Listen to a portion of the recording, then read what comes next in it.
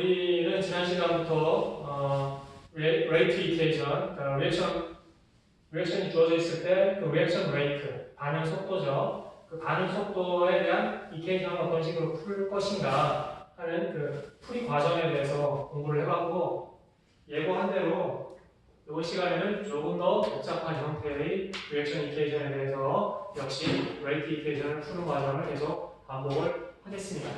그래서 우리가 다루고 있는 것은 레이트 이퀘이션을 어떻게 풀 것인가 하는 건데, 자, 오늘 할 것은 그 중에서도 이제 단순한 이퀘이션이 아니라 조금 복잡해졌는데 어떤 부분이 이제 업그레이드가 됐냐면은 역반응이 있어요. 그러니까 포워드 리액션과 백워드 리액션, 그러니까 정반응과 역반응이 다 고려가 되어야 되는 그러한 리액션 이퀘이션에 대해서 어떤 식으로 풀어야 될 것인가 하는 거예요. 우리가 지난 시간에 했던 거는 A가 프로덕트로 되는 그런 단순한 반응이었는데 정반응은 고려했지 역반응은 고려하지 않았어요. 즉 역반응은 무시했어요. 역반응은 안 일어난다고 생각을 했던 거죠. 그런데 이제는 역반응을 한번 고려해 보자는 거죠. 뭐 P로 써도 되는데 구별하기 위해서 그냥 B라고 써보겠습니다. A가 B로 바뀌어요. 그런데 정반응뿐만 아니라 역반응도 무시할 수 없다. 역반응도 일어난다. 이런 케이스라고 하면 어떻게 해석을 해야 될 것인가 하는 거예요.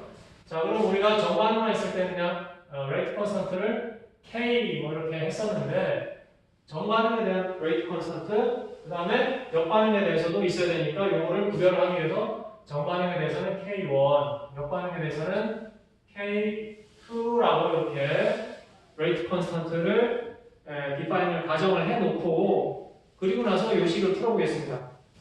자, 그럼 어쨌거나 A가 B로 가는 그 반응의 속도 V인데, 자, 이 속도 V는, 자, 이제는 정반응의 속도뿐만 아니라 역반응의 속도도 있기 때문에 가만큼 또 일부는 또 돌아온단 말이에요. 그러니까 두 개의 속도를 조합을 해서 그 차이에 해당하는 게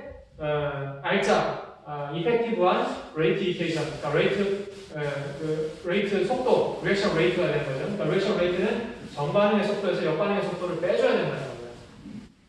자, 그래서 정반응의 속도는 이렇게 구할 수가 있고, 이렇게 표현할 수가 있고, 자, 역반응이 없다면은 이걸로 끝이에요. 역반응이 없다면은, 여기 없다면은 이걸로 끝인데, 자, 요게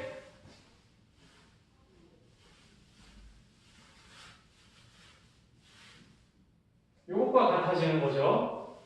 그러니까 무슨 얘기냐면은, 자, 다시 잘 생각해 보세요.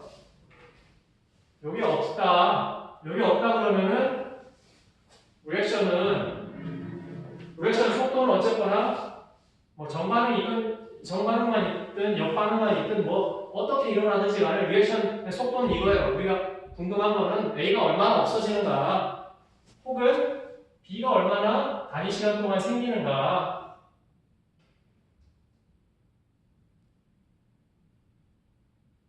요게 요 리액션의 속도로 정의가 돼요.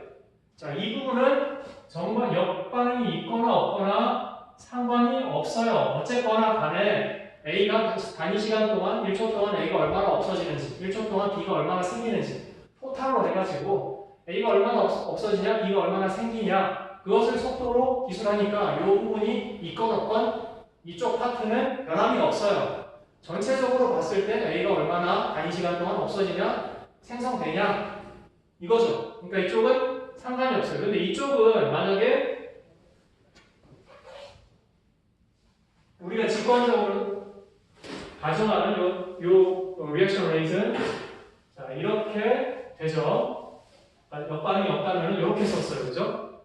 그런데 만약에 역반응이 있다 그러면은 이제는 어떻게 해야 되냐면은 여기서 역반응에 의한 속도는 도로 빼줘야 될 것이다. 자, 역반응에서는 B가 리액 형태죠. 이쪽 반응으로 가는 거는 B가 리액 형태예요. 그러니까 요렇게 돼야 될 것이다. 이렇게 되는 거죠. 그러니까 우리가 역반응이 없을 때는 이 부분이 없었는데 역반응을 고려를 하니까 이제 이 부분이 추가가 되는 거예요. 그러니까 다른 거는 똑같은데 이 부분이 추가가 된다는 것이 지난 시간에 했던 내용과 달라지는 겁니다. 그렇기 때문에 어쨌거나 두 개가 같아야 되니까 이제 우리가 다뤄야 될 이퀘이션은 이런 이퀘이션이 되는 거죠. 이 이퀘이션을 풀어줘야 되는 겁니다. 자, 근데 이제 너무 복잡하니까 우리가 여기서 모든 리액션은 1차의 리액션이다. 퍼스트 오더 리액션이라고 생각을 합시다. 그러니까 가정을 해요.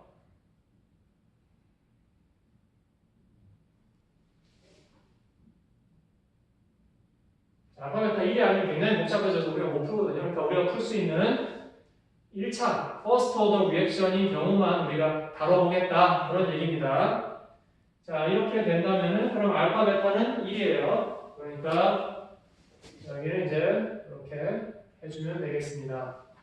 자, 어쨌거나 우리 네모 안에 있는 이퀘이션을 풀어줘야 되는데, 자, 그런데 보면은 TA, 그러니까 A의 농도를 T에 대해서 이렇게 표현하는 미분 방정식인데, 그럼 A의 농도, 그러니까 여기까지는 괜찮은데 B의 농도, 변수가 하나가 더 생겼죠.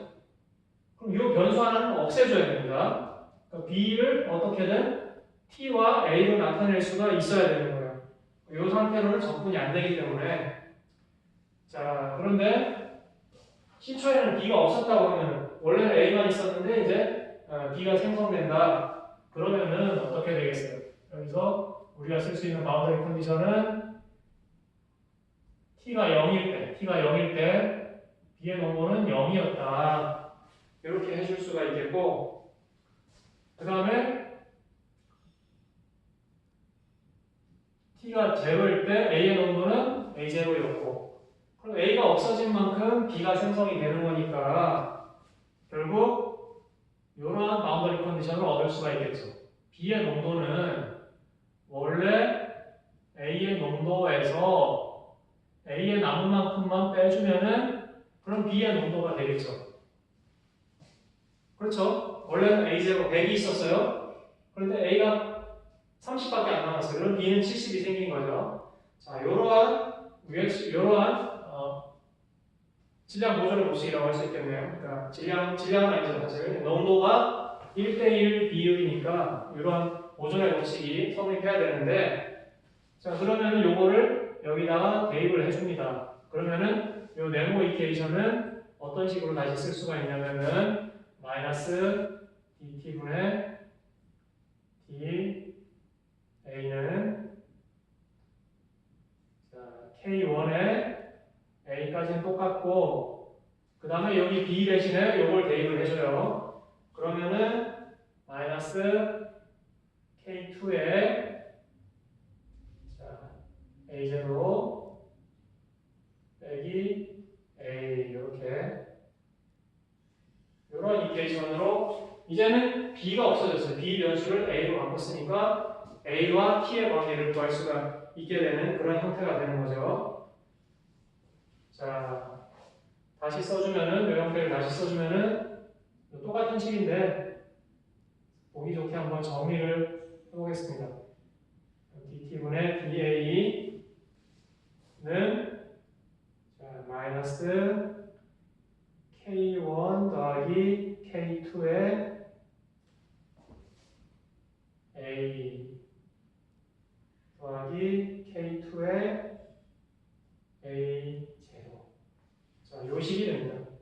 자, 우리가 접근해야 될, 풀어야 될 미분 방정식의 이제 정체가 드러났어요. 요 형태를 접근을 해줘야 됩니다. 그러면은 요 형태는 어떻게 돼요? AX 플러스 B 뭐 이런 형태. 여기 요 A에 대한 접근이죠. A에 대한 접근이고 나머지는 T에 대한 접근이고 요거를 써주면 이렇게 돼요. 좀 복잡한데 자, A 요 부분이 통째로 넘어가요. 마이너스 자, K1, K2는 남겨뒀습니다. 그래서 K1 더하기 K2분의 그 다음에 K2 A0 이렇게 되고, 자, 요거 분의 1 이렇게 됩니다. 여기다가 DA 이렇게 쓰여지게 되겠습니다. 자, 여러분들 좀 복잡해 보일 수도 있는데 식이 복잡한 건 아니에요. 우리가 쓸 게 너무 많아가지고 그래서 손이 좀 아플 뿐이지 식 자체는 굉장히 단순합니다. 여러분들 요 A0라는 건 컨스턴트, K도 다 컨스턴트입니다. 그러니까 변수는 요거 하나예요. A의 농도.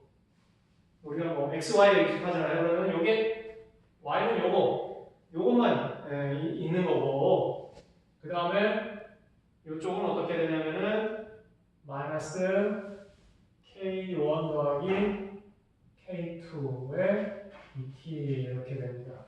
이쪽은 A로 접근해주고 이쪽은 T로 접근해주면 되는 거죠. 자, 이렇게 요식을 다시 정리했을 뿐이에요. 그냥 양변을 접근을 해줘야 되죠. 이쪽은 자 T는 0에서 T까지 변했을 때 A의 농도는 A0에서 A까지 변했다. 이렇게 접근을 해주면 되는 겁니다. 자, 그러면 이쪽은 뭐 x 플러스 a분의 1 이런 형태니까 로그 함수가 나오게 되고, 이쪽은 그냥 t만 곱해주면 되는 이런 형태가 되겠죠. 자, 요 접근은 여러분들이 하기에 전혀 어렵지는 않습니다. 다만 아까도 얘기했다시피 쓸 게 좀 많은 그런 접근일 뿐이에요. 그래서 요거를 접근해 주면은, 자, 한번 써볼까요? 중간 단계. 자, 로그 함수, 요 부분이 통째로 로그 함수가 돼요. 그러니까 로그 함수가 되고, 그 다음에 이제 A0 대입했을 때, A 대입했을 때니까, A0 대입했을 때는 여기에 A0 마이너스 K1 더하기 K2분의 K2 A0 이렇게 되고요. 그 다음에 A를 대입했을 때는 A 마이너스 K1 더하기 K2분의 역시 K2 A0 이렇게 됩니다. 이쪽 적분은 이렇게 되고, 이쪽 적분은 마이너스 K1 더하기 K2의 T만 이렇게 남습니다. 자, 그래서 이거를 갖다가 쭉 정리해서 어쨌거나 우리가 A에 대해서 표현하고 싶으니까 A의 농도가 T에 대해서 어떻게 변하는가 하는 건데, 이거 정리해주면은, 정리하는 거 어렵지 않습니다. 자, 제가 써도 뭐 그렇게 어려운 건 아닌데, 시간 관계상 그냥 중간 생략했어요. 여러분들이 직접 해보세요. 자, 그러면은 요거는 K1 더하기 K2분의 K2의 A0, 그 다음에 1 더하기 K2분의 K1 익스포넨셜 마이너스 K1 더하기 K2의 T다. 이런 형태로 풀어지게 됩니다. A의 농도는 시간에 대한 함수로 이런 식으로 풀어지게 되고, 자, 그 다음에 B는 요걸 갖다가 여기다가 내리죠. 그러면은 B에 대해서도 구할 수가 있겠죠. 자, B의 농도에 대해서도 풀어보면은, 정리해보면은, 그러면은,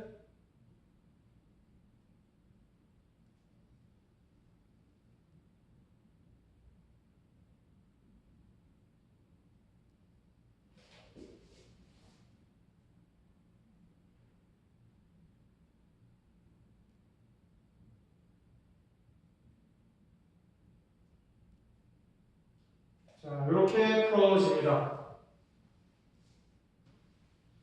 이렇게 A와 B의 농도가 시간에 대해서 어떻게 변할 것인가 하는 관계식을 구하게 되고요. 자, 요 미분방정식에서 시작을 했고, 지난 시간과 다른 점은 아까도 말씀드렸습니다만은 요 부분에 이제 역반응의 속도를 빼주는, 정반응의 속도에서 역반응의 속도를 빼준 게 전체 반응 속도와 같다. 역반응이 있기 때문에 요만큼이 고정이 됐고, 이 부분에 대해서는 이러한 관계식을 넣어서 A만의 함수로 정리를 했고 그 다음에는 그냥 접근을 쭉 한 거예요. 접근을 쭉 했더니 A에 대한 농도는 시간에 대해서 이런 식으로 변하게 되고 B의 농도는 시간에 대해서 이러한 함수로 표현이 된다. 이렇게 최종적으로 풀어내게 된 겁니다. 자, 이렇게 풀었는데 이 풀이가 맞는지 틀린지 한번 간단하게 한번 체크를 해볼까요?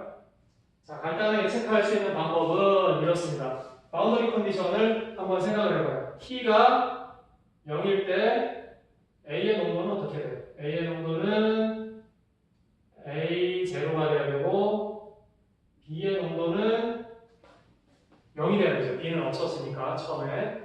자, 그럼 T에 0을 대입했을 때 A, B의 농도가 이런 식으로 되는지 안 되는지 살펴보면 우리가 맞게 풀었나 아닌가, 우리가 풀이했던 이 과정이 논리적으로 타당한가 아닌가를 검증을 할 수가 있겠죠.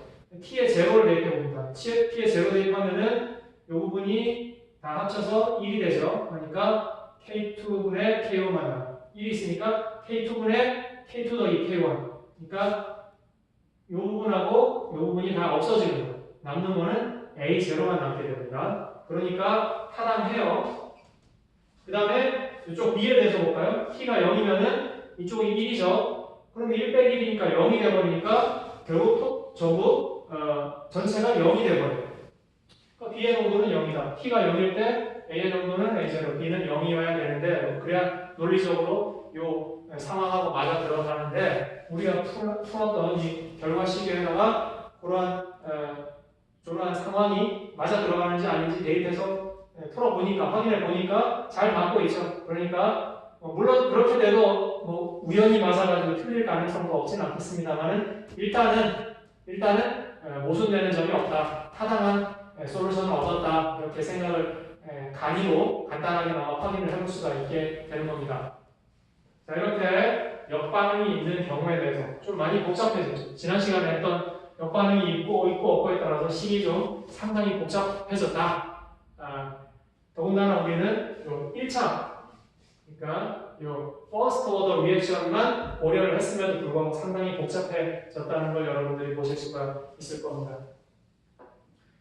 자, 여기까지가 이제 풀이 과정이고, 요 푸른 식을 가지고 우리가 조금 플러스 알파로 한번 검토해 봐야 될 내용이 있는데, 뭐냐 하면은 이제 이퀄리브리엄, 평형 상태에 대한 얘기. 자, 여러분들 평형 상태, 중학생 때는 이렇게 얘기를 했었죠. 평형 상태라고 하면은 더 이상 변화가 없는 상태, 이렇게 얘기를 했어요. 자, 그런데 여러분들이 고등학생쯤 되고 이제 대학교 들어오고 하면은 평형 상태에 대해서 어떻게 정의해요? 정반응과 역반응의 속도가 같다. 그래서 전체적으로 변화가 없는 상태다. 그렇게 기술을 하죠. 자, 이 평형 상태에 대한 얘기를 한번 해보려고 합니다. 자, 풀이 결과는 그대로 놔두고 평형 상태에 도달했다. 그러면 어떻게 될 것인가? 자, 평형 상태, 이퀄리브리엄 스테이트. 평형 상태에 도달했다. 평형 상태가 되면 어떻게 될까요? 그러면은 자, A의 농도 변화는 더 이상 없습니다. 정반응과 역반응의 속도가 같으니까 A로 그렇고 B로 그렇고 더 이상의 농도 변화가 없어요. 즉 A의 농도 변화 요거의 이퀄리브리엄 상태에서의 A의 농도 변화는 없습니다. 제로예요. 자, 그런데 요 식에서 보면은 자, dt분의 da라고 하는 것은 이쪽에 마이너스만 붙이면 되죠. 그러니까 마이너스 k1 a 그 다음에 더하기 k2 b가 되겠고 전부 다 이제 이퀄리브리엄 스테이트니까 이퀄리브리엄 스테이트에서의 a의 농도, 이퀄리브리엄 스테이트에서의 b의 농도 이런 표지예요. 이것과 같다 이렇게 해야 되는 거죠. 자, 요 형태로부터 dt분의 da는 이렇게 쓸 수 있는데 이퀄리브리엄 스테이트니까 이퀄리브리엄 다 표시를 잡아준 거고 그때 A의 농도의 변화율은 0이 돼야 된다. 더 이상 변화가 없단 말이에요. 이퀄리브리엄 스테이트 평형 상태니까 이렇게 될 거란 말이죠. 그러면은 요 부분 이제 요 부분을 쓰고 싶어요. 요 부분의 이퀄리브리엄으로부터 자 어떻게 되냐면은 요거를 다시 정리해 주면은 A의 평형 상태에서의 농도 분의 B의 평형 상태에서의 농도 이렇게 해주면은 요것은 어떻게 되냐면은 자 K2분의 K1 이런 식으로 정리가 될 수가 있겠네요. 자 이렇게 되고 리액턴트의 평형 상태의 농도분의 프로덕트의 평형 상태의 농도 요것은 여러분들이 일반화에서 잘 알고 있습니다. 요거는 자 대문자 K로 쓰고 뭐냐면은 평형상수죠. 평형상수와 같습니다. 또한 요것은 자 A의 이퀄리브리엄 농도 그 다음에 B의 농도는 자 항상 요 관계에서 여기서 B의 농도는 A의 원래 농도에서 A의 농도를 뺀 것과 같기 때문에 그러면은 이퀄리브리엄 상태에서도 마찬가지로 요 관계는 항상 성립해야 되니까 이퀄리브리엄 스테이트에서도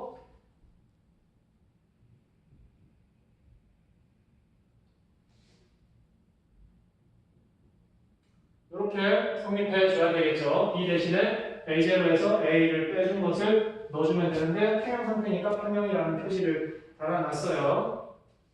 자 그렇게 본다면은 그러면은 자 요 부분을 정리할게요. 평형 상태 일단 빼놓고 자 요 부분을 가지고 정리를 해주면은 어떻게 되냐면은 자 A의 이퀄리브리엄 농도는 평형 상태에서의 A의 농도는 K1 더하기 K2분의 K2의 A0와 같다. 이렇게 써줄 수가 있겠고 그 다음에 B의 평형 상태에서의 농도는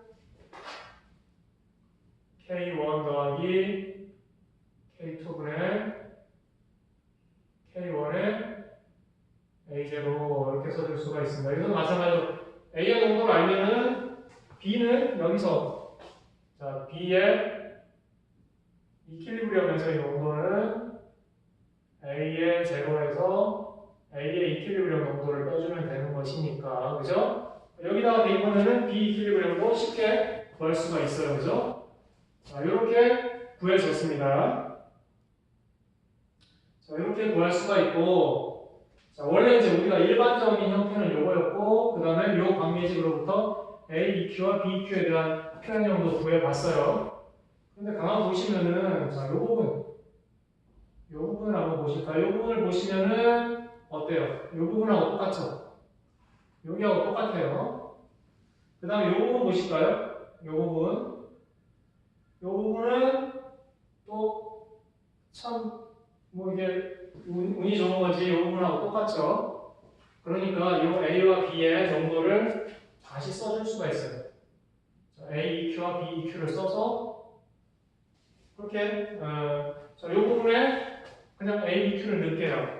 그러면은 A 이퀄리브리엄에다가 나머지 뒷부분을 뭐 그냥 써주면 되겠죠. 다시 한번 써볼까요? 1 플러스 K2분의 K1의 익스포넨셜 마이너스 K1 더하기 K2의 T 이렇게 되겠고 자, 그 다음에 B도 마찬가지로 이제 여기다가 B 이퀄리브리엄에서의 B의 농도 이렇게 넣어주고 써봅시다. 그러면은 1 마이너스 2의 마이너스 K1 더하기 K2의 T다. 이렇게 써줄 수가 있겠네요. 자, 우리가 여기서부터 시작했어요. 이퀄리브리엄 스테이트에서는 이런 관계가 성립하고 쭉쭉쭉 정리해서 이 부분의 식을 얻었고 이 부분의 식으로 정리하니까 이퀄리브리엄 상태에서 A의 농도와 B의 농도는 이런 식으로 기술을 할 수가 있더라. 딱 요거하고 맞더라. 그래서 요것들을 그냥 여기 대입해가지고 A와 B의 농도에 대한 일반적인 풀이식을 다시 한번 써본 것 뿐입니다. 자, 요거나 똑같은 식이에요. 그죠? 그러니까 똑같은 식인데 자, 이렇게 써놓고 또 한번 점검을 한번 해봐요. 우리가 푸는 게 맞는 걸까 틀린 걸까 혹시 이 과정에서 틀린 점은 없었을까? 그럼 바운더리 컨디션을 또 한번 쓰는데 t가 0일 때는 다 써먹었어요. 다시 한번 써볼까요? 자, t가 0일 때 표 한번 만들어 보겠습니다.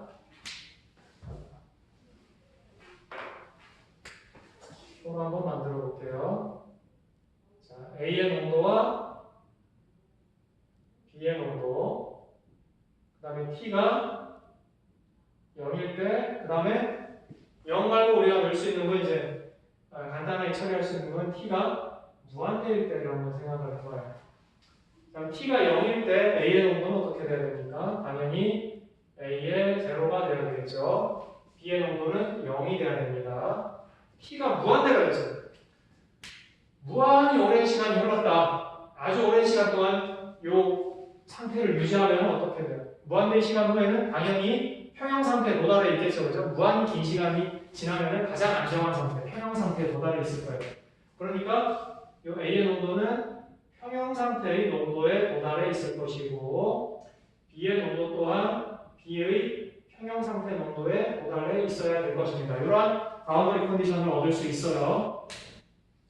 자, 그러면은 T0 한번 대입해 볼까요? T0 대입해 보면은 0 대입하면은 이 부분이 1이고 그러니까 이 K2분의 1 더하기 K2분의 K1이 남는데 자, 여기서는 AEQ 때문에 써먹기 힘드니까 여기다 써먹어야 됩니다. 아까 했어요, 사실은. 아까 했던 거가 동일한 것이고 T0 대입하면은 결국 A0만 남습니다. 자, 그 다음에 T0 대입하면은 여기도 이제 제로에 대해서는 여기다가 써먹어야 되겠네요. 제로 대입하면은 0이 돼요, 그죠? 여기다가 대입해서 마찬가지입니다. 여기서는 이 부분이 1이 되니까 0이 되버립니다. 그러니까 요거 만족했고 요것도 만족했어요.